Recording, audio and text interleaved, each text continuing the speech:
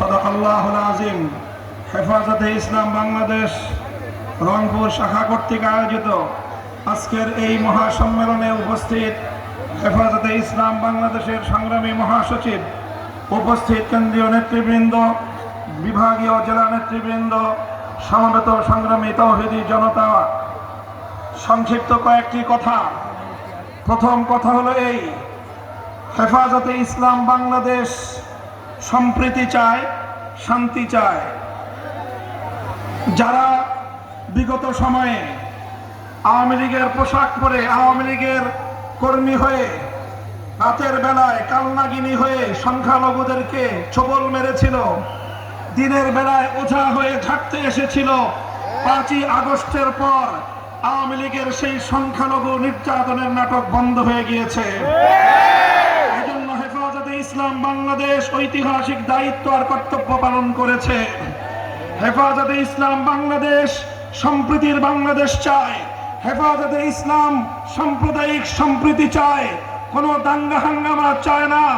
তবে একটা কথা মনে রাখতে হবে, হেফাজতে ইসলামের জন্ম এবং উত্থান হয়েছিল আল্লাহর জমিনে আল্লাহর পয়গম্বরের ইজ্জতের হেফাজতের ঘোষণা নেওয়ার জন্য। আল্লাহর পয়গম্বরের ইজ্জতের উপর আক্রমণকারী, আমার নবীর উপর কটূক্তিকারীর জন্য সর্বোচ্চ শাস্তির মৃত্যুদণ্ডের আইন তৈরির দাবি নিয়ে আমরা বলতে চাই, এই বাংলাদেশে আমার নবীকে নিয়ে আর কোন কটূক্তিকারীকে আমরা দেখতে চাই না। যদি আমার নবীর ইজ্জতের উপর আর কোন আঘাত করা হয়, আমরা বরদাস্ত করব না।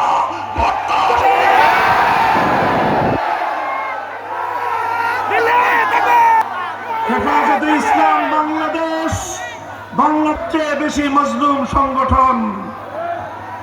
বিরোধী দল হিসেবে বিএনপি নির্যাতনের শিকার হয়েছে, জামায়াতে ইসলামী বাংলাদেশ নির্যাতনের শিকার হয়েছে, হেফাজতে ইসলাম বাংলাদেশ 13 সালে গণহত্যার শিকার হয়েছে, 21 সালে গণহত্যার শিকার হয়েছে হেফাজতে ইসলাম বাংলাদেশ। 13 সালে আমার শহীদদের হত্যাকাণ্ডের বিচার চাই, 21 সালের আমার শহীদদের হত্যাকাণ্ডের বিচার চাই। শেখ হাসিনাকে ধরে এনে, তার খুনি মন্ত্রিসভার সদস্যদেরকে ধরে এনে বাংলার মাটিতে বিচার কায়েম করতে হবে। বিচার বিচার বিচার চাই, খুনিদের বিচার চাই, বিচার চাই, শহীদদের রক্ত বৃথা যেতে দেব না।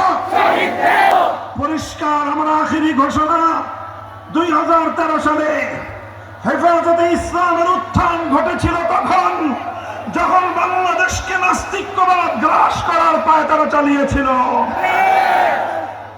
চেতনার নামে আমার বাংলাদেশের নতুন প্রজন্মকে যখন নাস্তিক বানাবার ষড়যন্ত্র হয়েছিল, হেফাজত রক্ত দিয়েছে, জীবন দিয়েছে এদেশ থেকে নাস্তিক্যবাদকে রুখে দেওয়ার জন্য। আজ সেই জালিম শাহীর পতনের পরেও এখনো পর্যন্ত শিক্ষা ব্যবস্থা থেকে নাস্তিক্যবাদের শেকড় উপড়ে ফেলা হয় নাই। আমরা দেখছি, আমরা যৌক্তিক সময় দিতে চাই, কিন্তু অন্তর্বর্তীকালীন সরকার না তত্ত্বাবধায়ক সরকার, এই বাহানা দিয়ে আমাদের এই দাবি পূরণে বেশি কাল ক্ষেপণ করা যাবে না। আগামী শিক্ষাবর্ষের আগে জাতীয় শিক্ষা সিলেবাস থেকে নাস্তিক্যবাদের সকল শেকড় উপড়ে ফেলতে হবে। আর যদি সেটা না করেন, হেফাজতে ইসলামের মঞ্চ থেকে ঘোষণা করছি, আগামী 2025 সালের 1 জানুয়ারি হেফাজতে ইসলাম নতুন পাঠ্যসূচি বাংলাদেশের কোন শিক্ষা প্রতিষ্ঠানে কার্যকর হতে দেবে না। আমরা আমাদের সকল শহীদদের হত্যাকাণ্ডের বিচার চাই। আর একটা কথা বলে শেষ করছি, আমাদের আমির মরহুম আল্লামা মাহমুদ শফি রহমতুল্লাহ আলাইকে বিগত সরকার এবং তার প্রশ্রয়ে ষড়যন্ত্রকারীরা আমার ধারণা মতে হত্যা করেছে, এবং হত্যা করে তার দায় জুনায়েদ বাবুনগরীর উপর চাপাবার অপচেষ্টা চালিয়েছে। এরপরে আমাদের মরহুম মহাসচিব আল্লামা নূর হোসেন কাসেমীকে ষড়যন্ত্রমূলক ভাবে তারা হত্যা করেছে। এরপরে আল্লামা জুনায়েদ বাবুনগরীকে তারা হত্যা করেছে।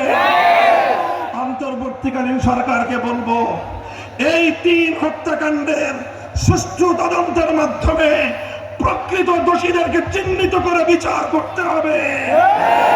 আমরা একটা যৌক্তিক সময় দেব, এরপরে যদি তোমরা সেটা করতে ব্যর্থ হও, তাহলে কত ধানে কত চাল হেফাজত বাংলাদেশে সেটা বুঝিয়ে দেবে ইনশাআল্লাহ। আল্লাহর এই জমিন ইসলামের জমিন, এই জমিন আল্লামা আহমদ শফির জমিন, এই জমিন আল্লামা জুনায়েদ বাবুনগরীর জমিন, এই জমিন আল্লামা মুহিবুল্লাহ বাবুনগরীর জমিন। হেফাজতে ইসলামকে মাইনাস করে বাংলাদেশ অতীতেও ভালো চলে নাই, আজও ভালো চলতে পারবে না, ভবিষ্যতেও ভালো চলতে পারবে না। হেফাজতের সাথে আছেন তো?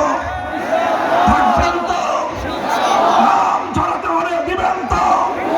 রাতের অন্ধকারে অশ্রু ঝরাবেন তো? প্রয়োজনে আবার শাপলা চত্বরে গিয়ে বুকের রক্ত ঢালা দেবেন ইনশাআল্লাহ। শাহাদাতের সিঁড়ি বেয়ে কালেমার ঝান্ডা বাংলাদেশে পথ করে উঠবে।